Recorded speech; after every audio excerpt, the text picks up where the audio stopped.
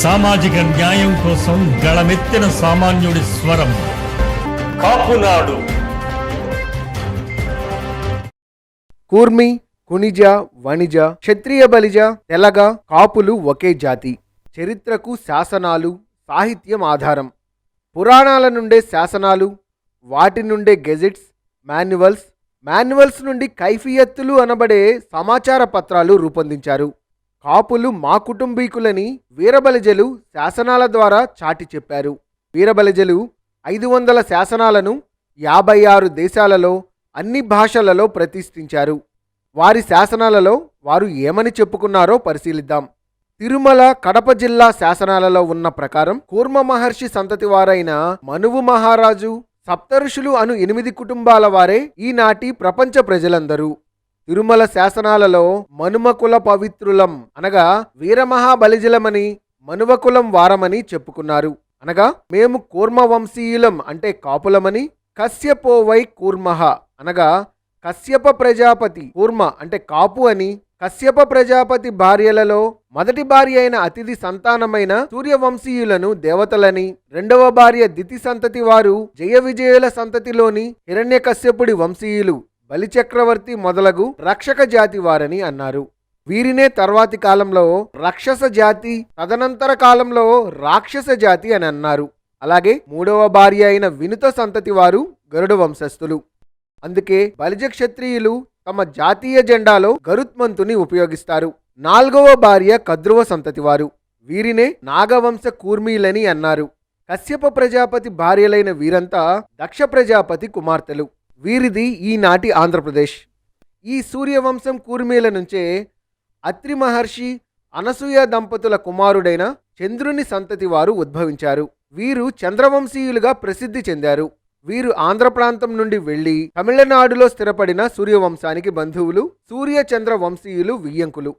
వీరబలిజలు వేసిన శాసనాల్లో అమృత సేవితులున్ను అని ఉన్నది. అనగా అమృతము సేవించిన వారు అంటే దేవతలకు రాజైన ఇంద్రుడు, అగ్నిదేవుడు, నైరుతుడు, వాయుదేవ, యమధర్మరాజు, కుబేరుడు, వరుణదేవుడు, ఈశాన్యదేవుడు అనే అష్టదిక్కులను పాలించేవారు. వీరినే అష్టదిక్పాలకులుగా పిలుస్తారు.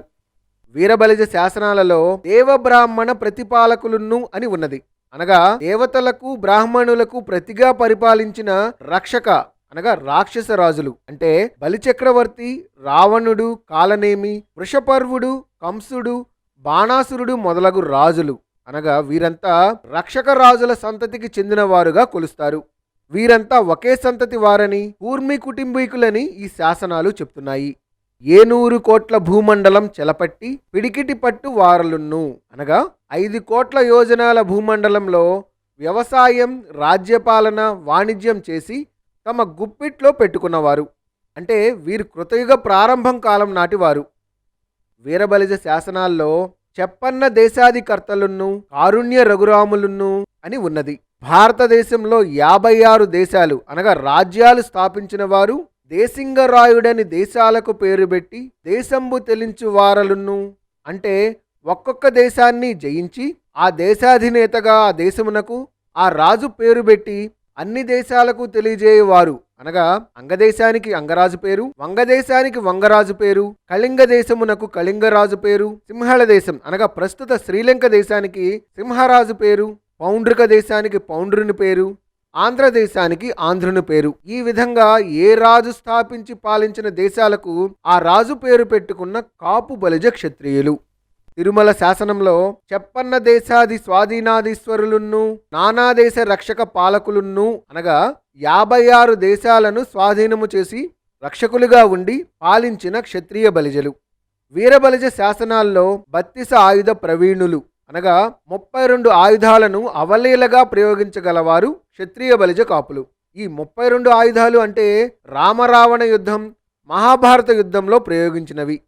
అయోధ్యాపురాధీసులు, అశోకవన నిర్మూలనాదాములున్ను అనగా శ్రీలంకలోని అశోకవనమును నిర్మూలించి రావణుని చంపి పుష్పక విమానంపై అయోధ్య చేరి రాజ్యం పాలించిన అయోధ్యాపురాధీసుడు కూర్మి అంటే కాపు క్షత్రియుడైన శ్రీరామచంద్రుని సంతతివారు. వీరబలిజ శాసనాల్లో కుంభసంభవ నిర్మిత పౌరులున్ను. కుంభసంభవుడు అనగా వశిష్ఠుడు, అతని మనుమడు వ్యాస మహర్షి. ఇతను ధృతరాష్ట్రుని భార్య గాంధారికి గర్భవిచ్చితి అయినప్పుడు గర్భమును 101 కుండలలో భద్రపరిచి సంరక్షించిన వారు జీవించి పెద్దవారై కురువంశ రాజులుగా కౌరవులుగా ప్రసిద్ధి చెందారు. వీరు బలిజకాపు క్షత్రియులు. వాసుదేవ వరాలాంఛనులు అనగా చంద్రవంశ అంటే కూర్మి యాదవ కుటుంబంలోని శ్రీకృష్ణుని చేత వరాలు పొందినవారు పాండవులు అని అర్థం. వీరు కూడా వీరబలిజ క్షత్రియ కాపులు. దీన్ని బట్టి క్షత్రియులు అంటే కాపులు బలిజకాపు క్షత్రియులు ఒకే సంతతి వారని తెలుస్తుంది. స్వయంగా వీరబలిజలే మేము క్షత్రియ కుటుంబీకులమని శాసనాలు వేసి మరీ చెప్పారు. ఏ చరిత్రకైనా పురాణాలే ఆధారాలు. పురాణాలు తెలుసుకోకుండా చరిత్ర తెలియదు. చరిత్ర తెలుసుకోకపోతే వారసత్వ రాజకీయాలు మనం తెలుసుకోలేం. ఒక రాజు కులాన్ని నిర్ణయించాలంటే ఆ రాజులు చేసిన ఘనకార్యాలు నీ కుల శాసనాల్లో ఉంటేనే ఆ రాజు నీ కులస్థుడవుతాడు. ఆ రాజు కాలం నాటికి నీ కులము ఏర్పడి ఉండాలి. ఆ రాజు కులములో నీ కులానికి బంధుత్వం ఉండాలి. దానికి శాసనాధారం ఉండాలి. శాసనాలలో కళింగ రాజ్య స్థాపనాచార్యులు అనగా కళింగ రాజ్యమును స్థాపించిన వారు బలిజ క్షత్రియులు. అంటే గాజుల కాపులు, పశ్చిమ గంగరాజులు మరియు తూర్పు గంగరాజులు అనగా తూర్పు కాపులుగా పేరు పొందినవారు. వీరబలిజ శాసనాలలో ఐన్నూరు వారు అనగా చంద్రవంశ కాపు క్షత్రియుడు పురూరవుడి సంతతి వారైన 500 మంది రాకుమారులు. వీరు రాజ్యాలు కోల్పోయి వాణిజ్యము చేస్తూ బలిజ క్షత్రియులుగా, ఆర్యావళి పురాధీసులైన కూర్మీలుగా అంటే ప్రస్తుతం రాజస్థాన్లో పటేదారులుగా, మధ్యప్రదేశ్ గుజరాత్లలో పటేల్స్గా, బీహార్ మరియు ఉత్తరప్రదేశ్లలో కూర్మీలుగా దేశంలో వివిధ ప్రాంతాలలో వివిధ పేర్లతో పిలువబడుతున్నవారు. వీరంతా బలిజకాపు మూలాలు గల వారిగా చరిత్ర చెప్తోంది. అలాగే అయ్యావళి పురాధీసులుగా అంటే ఈనాటి కర్ణాటకలోని ఐహోలులో స్థిరపడి దక్షిణ భారతదేశంనకు విస్తరించిన వారు. దక్షిణ భారతదేశం నుండి ఉత్తర భారతదేశంలోనికి విస్తరించి 56 దేశాలలో రాజ్యపాలన, వాణిజ్యము చేసి వారి బంధువులు 56 దేశాలలో దేశాయి శెట్టి దేశపతులుగా, ధనపాల దేశాయి శెట్టిగా, న్యాయం తీర్పు చెప్పు మహానాటి బలిజ, మహానాటి కాపులుగా విస్తరించారు. ఇక్కడ మనం ఒక విషయాన్ని గమనించాలి. చరిత్ర తెలుసుకోలేకపోవడం, దేశంలో ఉన్న మన వారందరి మధ్య సంబంధ బాంధవ్యాలు కొనసాగించకపోవడంతో ఆంధ్ర కూర్మి అనే పేరుతో కమ్మ, రెడ్డి, వెలమ తదితర కులాల వారు ఉత్తర భారతదేశానికి వెళ్లి అక్కడి వారితో సంబంధ బాంధవ్యాలు పెంచుకుంటూ ఆర్థిక సామ్రాజ్యాన్ని విస్తృతపరుచుకుంటున్నారు. మనకి దక్కాల్సిన అవకాశాల్ని వాళ్ళు అందిపుచ్చుకుంటూ మనల్ని ద్వితీయ శ్రేణి ప్రజల్లాగా చిన్నచూపు చూస్తున్నారు. దాన్ని అధిగమించడానికే కాపునాడు జాతీయ అధ్యక్షులు గాళ్ల సుబ్రహ్మణ్యం దశాబ్ద కాలంగా ఉత్తరాది వారిని కలుపుకుంటూ దేశంలోని అన్ని ప్రాంతాల్లో ఉన్న మన వారందరినీ సమన్వయపరుస్తూ మే 29, 2022న ఆంధ్రప్రదేశ్ రాజకీయ రాజధాని విజయవాడలో ఒక జాతీయ సదస్సును నిర్వహించడంతో దాన్ని కనిపెట్టిన నకిలీ ఆంధ్ర కూర్మీలు పలాయనం చిత్తగించారు. ఇది ఒక అద్భుత విజయంగా చెప్పుకోవచ్చు. అలనాటి ద్వారకా నగరం అరేబియా సముద్రంలో ఉన్నదన్నది ఎంత నిజమో ఈ చరిత్ర కూడా అంతే నిజం. వీరబలిజ శాసనాలలో కాశీ రామేశ్వర సేతు మధ్య మొదలుగా గల సమస్త దేశాధిపతులను అనగా ఉత్తర భారతంలోని కాశీ నుండి దక్షిణ భారతంలోని రామేశ్వరం రామసేతు సముద్రం వరకు గల దేశాధిపతులందరూ బలిజ కాపు క్షత్రియులు. ఇంకా శాసనాల ద్వారా బయల్పడిన విషయం చలమునకు పాతాళమునకు భేదించువారును అనగా మహాభారత యుద్ధంలో కురుక్షేత్రంలో భీష్ముడు యుద్ధరంగంలో అంపశయ్యపై నుండగా నీటి కొరకు బాణముతో భూమిని ఛేదించి పాతాళగంగను భీష్ముడికి అందించిన వాడు పాండవ మధ్యముడు అర్జునుడు. ఇతను బలిజ కాపు క్షత్రియుడు. అర్జునుడి 183వ సంతతివాడు నందరాజు. ఇతనికి 9వ తరం వాడు చాళుక్యుడు. ఇతని సంతతివాడు పరమ భట్టారకుడు, కళాపోషకుడు, వర్ధిరాజుల పూర్వీకుడు భోజరాజు. ఈయన సంతతి వారే వద్దిరాజులుగా పేరు పొందారు. ప్రస్తుతం వద్దిరాజుల వంశ వారసుడైన రవిచంద్ర వద్దిరాజు అభినవ భోజుడిగా ప్రఖ్యాతిగాంచారు. ప్రస్తుతం ఈయన ఖమ్మం నుండి రాజ్యసభ సభ్యునిగా సేవలందిస్తున్నారు. వద్దిరాజుల వంశ చరిత్రపై గతంలో మనం ఒక వీడియోలో చెప్పుకున్నాం. భోజరాజు తర్వాతి కాలంలో అదే సంతతికి చెందిన హిందూ మహాసామ్రాట్ విజయనగర సామ్రాజ్య చక్రవర్తి శ్రీకృష్ణదేవరాయలు బలిజ క్షత్రియులు. ఇక్కడి నుండి చరిత్ర అందరికీ తెలిసినదే. శాసనం ప్రకారం కటకంబు నేలిన గజపతి చేత కప్పంబులు గైకొన్నవారు అనగా ఉదయగిరి నుండి, కొండవీడు నుండి, ఓరుగల్లు నుండి, ఒరిస్సాలోని కటక్ రాజ్యము అంటే ఈనాటి బీహార్ గైజిల్లా విష్ణుగదాధర దేవాలయం వరకు గల గజపతుల రాజ్యమును జయించి వారి కుమార్తెను పెండ్లాడి కృష్ణానది వరకు గల రాజ్యమును విజయనగర సామ్రాజ్యంలో ఉంచుకొని మిగిలిన రాజ్యమును వారి మామ గజపతి రాజులకిచ్చి వారి చేత కప్పములు కట్టించుకున్నవాడు బలిజ క్షత్రియుడైన శ్రీకృష్ణ దేవరాయలు బలిజ కాపు క్షత్రియుడు. వీరబలిజ శాసనాల్లో హయమనీ పురాధీసులున్ను అనగా ఉత్తరప్రదేశ్లో ఆనాటి కాయస్థ కాపు రాజుల రాజధాని హయమనీపురం. ఇది మేలుజాతి గుర్రాలకు ప్రసిద్ధి చెందినది. వారు అశ్వపతులుగా ప్రసిద్ధి చెందారు. కాయస్థ క్షత్రియ రాజులు అంటే వీరు బ్రహ్మవంశ కూర్మీలు, 81 కుటుంబాల వారు. వీరికి భారతదేశం పాలించిన బలిజ క్షత్రియులతో బంధుత్వాలున్నాయి. వీరు వేదశాస్త్రాలు చదివిన కాపు క్షత్రియులు. ఇంకా వీరబలిజ శాసనాలలో అహిచ్ఛత్ర పురాధీసులు అనగా ఉత్తరప్రదేశ్లోని రాయబరేలీ జిల్లాలో ఈనాటి రామ్నగర్ గ్రామం ఆనాడు అహి అనగా నాగవంశ కాపు క్షత్రియులకు ప్రసిద్ధి చెందిన ఒక నగరం. వీరు బలిజ క్షత్రియులని శాసనాధారంగా ఉంది. వీరబలిజ శాసనాలలో కన్నుల చింతామణి, చేతులకు పరుసవేది, అరికాళ్ల తామర పద్మములున్ను అనగా ఇవి కలిగిన వారు సాక్షాత్తు కూర్మావతారుడైన శ్రీ మహావిష్ణువు అవతారులే. అంటే వ్యవసాయము, రాజ్యపాలన, వాణిజ్యము చేయువారు కాపు క్షత్రియులు అనగా కూర్మీలు. ఈ కూర్మీలలో చంద్రవంశ శ్రీకృష్ణుని అంశగా పుట్టినవాడు తిరుమల వెంకటేశ్వరుడు బలిజ క్షత్రియుడు. శాసనాలలో ఎక్కితే రాహుతులున్ను, దిగితే కాల్బలమ్ములున్ను, కూర్చుంటే వెంకటేంద్రులున్ను అనగా గుర్రమెక్కితే రాజపుత్రులు, దిగితే వీరభటులు, సింహాసనం మీద కూర్చుంటే సాక్షాత్తు కలియుగ దైవం వెంకటేశ్వర స్వామి అంటే బాలాజీ అవతారులే వీరక్షత్రియ బలిజలు. అన్నమయ్య కీర్తనలలో శ్రీనివాసుని తిరుమలగిరిరాయ, రాహుత్తరాయ అని కీర్తించాడు. అలాగే స్వామివారి సుప్రభాతములలో కౌసల్య సుప్రజా రామ అంటూ గరుడధ్వజ అని ఉంటుంది. వీరబలిజ శాసనాల్లో వీరక్షత్రియ బలిజలు గరుడధ్వజము గలవారుగా చెప్పబడింది. శ్రీ మహావిష్ణువు దేవాలయాల ముందు గరుత్మంతుడి విగ్రహం ఉంటుంది.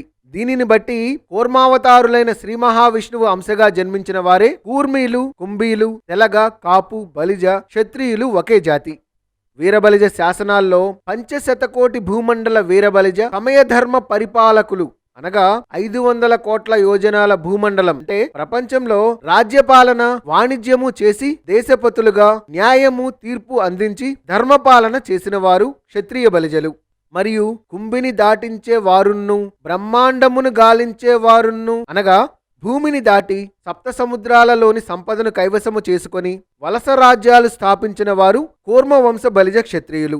వీరు Cambodia, Russia, America, Africa, Myanmar, Singapore అన్ని దేశాలలో రాజ్యాలు స్థాపించి వాణిజ్యం చేశారు. దీనిని బట్టి కూర్మీలు, కునుబీలు అనగా కాపు క్షత్రియులు వ్యవసాయము, రాజ్యపాలన, వాణిజ్యము వృత్తిగా గలవారని తెలుస్తుంది. వీరు కృతయుగ కాలము నాటివారని, తొలి నాగరికులని తెలుస్తుంది. కురమ అంటే కురబ అనగా కాపు మల్లన్న, గొల్ల కేతమ్మ సంతతివారు. వీరు గొర్రెలను అడవులో మేపుకొని వాటి బొచ్చు కత్తిరించి కంబళ్ళు వేయించి వాటిని అమ్ముకొని జీవించే వృత్తి గలవారు. వీరు కేవలం కలియుగ కాలం నాటివారు. ఎవరు చేయు వృత్తిని బట్టి ఆ కులముగా పిలువబడినారు. కూర్మి, కునిబి కులములు, కురమలు వేర్వేరు కులాల వారు. ఉల్లిపాయంత కాపువాడు అంటే బలిజుంటే ఊరంతా వాసన అనే సామెత మరియు ఉల్లి చేసే మేలు తల్లి కూడా చేయదు అనే ఈ సామెతలు రాయలసీమ, కోస్తా, ఉత్తరాంధ్ర, తెలంగాణ ప్రాంతాల్లో వినిపిస్తాయి. దీనికి అర్థం ఉల్లిపాయను మనం అడ్డంగా కోస్తే విష్ణు చక్రం, నిలువుగా కోస్తే శంఖము ఆకారం కనిపిస్తాయి. కూర్మావతారుడైన శ్రీ మహావిష్ణువు అంశగా జన్మించారు. మంచికి ప్రాణాలిస్తారు, చెడ్డకు వస్తే ప్రాణం తీస్తారు. శంఖ చక్రాలు క్షత్రియుల సంకేతాలు. తెలియకపోతే తెలుసుకోండి, లేకుంటే స్వయంగా పరిశోధించండి. దీనిని బట్టి సూర్య, చంద్ర, నాగ, యదు, గరుడ వంశ కూర్మీలు వ్యవసాయ క్షేత్రం, క్షేత్రం అనగా భూమి, క్షేత్రియులు అనగా భూస్వాములు. వారే క్షత్రియులుగా అంటే తనను తాను రక్షించుకుంటూ ఇతరులను రక్షించువాడు క్షత్రియుడు. ఈ విధంగానే జై జవాన్ జై కిసాన్ అనే నినాదం పుట్టింది. కాపు, కాపు కాయువాడు, రక్షకుడు, రాజు. బొంబాయి గెజిట్లో కూర్మీలు 56 దేశాలు పాలించారని, 96 తెగలు గలవారని చెప్పబడింది. వారిలో యయాతి మహారాజు కుమారులు 1 యదువు, 2 తుర్వసుడు, 3 దుహ్యుడు, 4 అనువు, 5 పురురాజు అనువారు. వీరిలో 4వ వాడైన అను మహారాజు సంతతివాడు బలి చక్రవర్తి. వారి కుమారులైన అంగరాజు, వంగరాజు, పౌండ్రుడు, సింహళుడు, కళింగుడు, ఆంధ్రుడు అని వారిలో ఆంధ్రుడి సంతతి వారు ఆంధ్రదేశము, త్రిలింగదేశం అంటే తెలంగాణను పాలించి తెలగ కాపులుగా ప్రసిద్ధి చెందారు. వీరి సంతతి వారు శాతవాహనులు ఆంధ్ర రాజులుగా మగధ దేశాన్ని జయించారు. వారి సంతతి వారు రాజస్థాన్ను పాలించిన చాళుక్య వంశ రాజపుత్రులుగా చెప్పుకున్నారు. బలిచక్రవర్తి సంతతి వారలు కాబట్టి వీరు బలిజరాజులు అని చెప్పుకున్నారు. క్రీస్తు పూర్వం 78వ సంవత్సరంలో ఉజ్జయిని మహారాజైన విక్రమార్కుడి సంతతివాడు మాల్య దేశ పరిపాలకుడు 10వ శతాబ్దం నాటి భోజరాజు. ఆయన సంతతివాడు మరాఠా యోధుడు శివాజీ మహారాజ్ భోస్లే అనియు. వీరు సూర్య, చంద్ర, శేషనాగ, యదు వంశాల వారని తెలుపబడింది. వీరు కూర్మి, కునిబి సంతతి వారని తెలిపారు. ఈ కూర్మీలు, కునిబీలు 96 తెగలు గలవారని చెప్పుకున్నారు. అందులో 40 కుటుంబాల ఇంటి పేర్లు బలిజ కాపులలో ఉన్నాయి. దీనిని బట్టి 56 దేశాలు పాలించిన కూర్మీలు, కునిబీలు, వణిజ, క్షత్రియ, తెలగ, బలిజ, కాపు క్షత్రియులు ఒకే జాతి అని తెలుస్తుంది. కూర్మీలు సూర్యవంశం 78 కుటుంబాలు, చంద్రవంశం 102, బ్రహ్మవంశ కూర్మీలు 81 కుటుంబాలు, 31 కుటుంబాలు యదు, నాగవంశ క్షత్రియులు భారతదేశాన్ని పాలించారు. ఇప్పటి వరకు 292 కుటుంబాల బలిజకాపు క్షత్రియులు అఖండ భారతదేశాన్ని అత్యుత్తమంగా పాలించి కీర్తి పతాకాన్ని ఎగురవేశారు. ముఖ్య గమనిక: రామాయణ కాలానికి ముందు బ్రహ్మవంశ కాపు క్షత్రియుడైన వేదశాస్త్రాలు చదివిన పరశురాముడు తన తండ్రి జమదగ్నిని చంపినాడనే కోపంతో మహాపరాక్రమశాలి అయిన కార్తవీర్యార్జుని చంపి కోపము చల్లారక భూమండలంలో క్షత్రియుడు అన్న వారందరినీ చంపుతానని భూమండలమంతా 21 సార్లు తిరిగాడు. అందరూ జంధ్యాలు తీసివేసి మేము శూద్రరాజులమని చెప్పుకొని ప్రాణాలు దక్కించుకున్నారు. కొందరు అడవులలో తలదాచుకున్నారు. కొందరు వ్యాపారులుగా, వ్యవసాయదారులుగా స్థిరపడ్డారు. శ్రీరామచంద్రుని సలహాతో పరశురాముడు శాంతించాడు. తర్వాత శ్రీరామచంద్రుని వంశమైన సూర్యవంశం మాత్రం క్షత్రియ వంశంగా మిగిలింది. శ్రీరామచంద్రుడు కోటపై నాగలి గుర్తుగల జెండా గల కాపురాజైన మిథిలా నగరాధీశుడు జనక మహారాజు కుమార్తె సీతాదేవిని వివాహమాడాడు. అప్పటి నుండి పరశురాముని దాడి నుంచి తప్పించుకున్న వారి వంశస్థులందరూ శూద్ర రాజులుగానే ఉన్నారు. ఈ బ్రహ్మ ఋషులు క్షత్రియ రాజుల సంతతి వారిని గుర్తించి వారిని క్షత్రియులుగా చాతుర్వర్ణ పునరుద్ధం చేసినారు.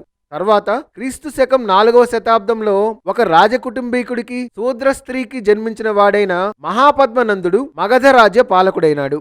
ఇతను మహావీరుడు. సూర్య, చంద్ర, యదు, నాగవంశ క్షత్రియులమని చెప్పుకునే వారందరికీ ఇలా కబురు పంపాడు: నాతో వియ్యమందండి, లేదా నాతో యుద్ధం చేసి ఓడిపోయిన వారు నాకు పాదాభివందనం చేయమన్నాడు. కోపోద్రిక్తులైన రాజులందరూ ఏకమై పోరాడినా అందరూ ఓడిపోయారు.